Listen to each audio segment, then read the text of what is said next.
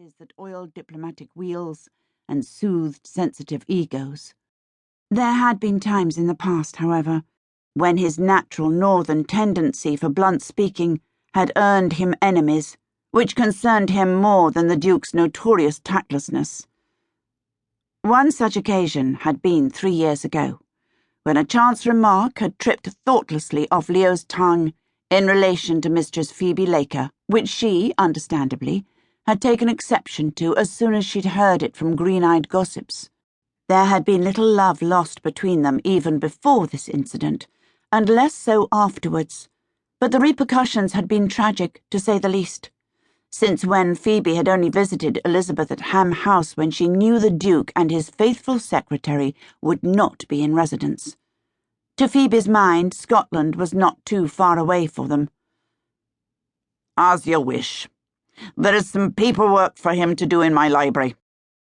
The Duke took her hand again, leading her down to the great hall, where a large billiard table occupied the centre of the black and white marble floor. A fire burned in the iron fireplace on the largest wall, even though it was June, and on the mantel-shelf stood 2 large plaster figures in Greco-Roman helmets, their scanty drapes defying gravity, Mars and Minerva. Elizabeth had explained to her husband's initial and not altogether polite astonishment, based on her own mother and father, the first Earl and Countess of Dysart.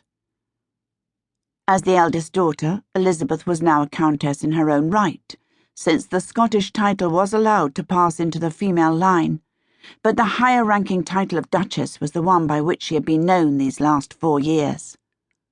"Good," she said. "Then keep him there till I give the word. Phoebe has not seen all the latest editions yet." "No more have I," said the Duke. "Whose idea was the billiard table?"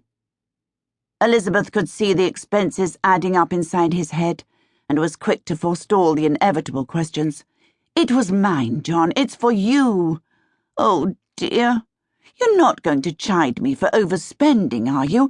It has to look right, dear, after all the rebuilding. It's no use hoping the royals will stay, is it, if we don't offer them the very best?" "Och, lassie, I've never chided you on that, have I?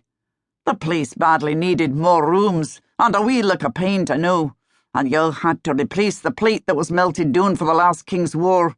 Is that why you've invited your friends over, so they can take a peek at all your newest gewgaws?"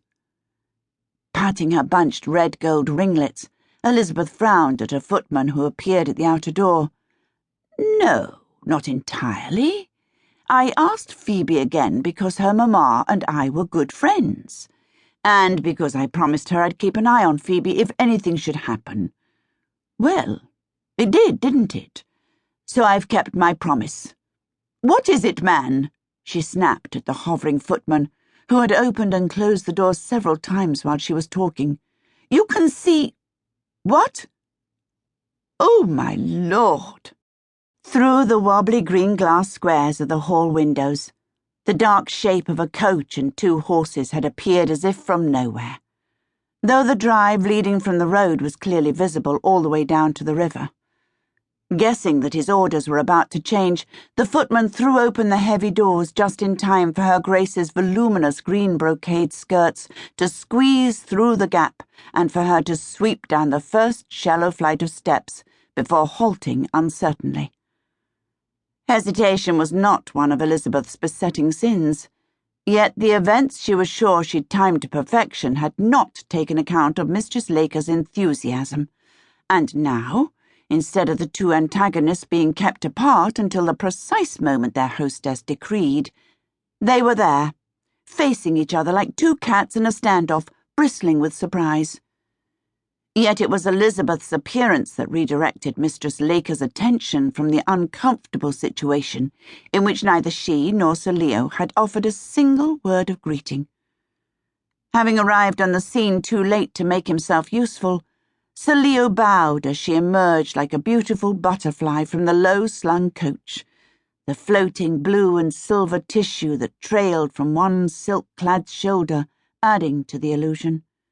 Her neat ankles disappeared beneath the hem of the deep blue silk skirt.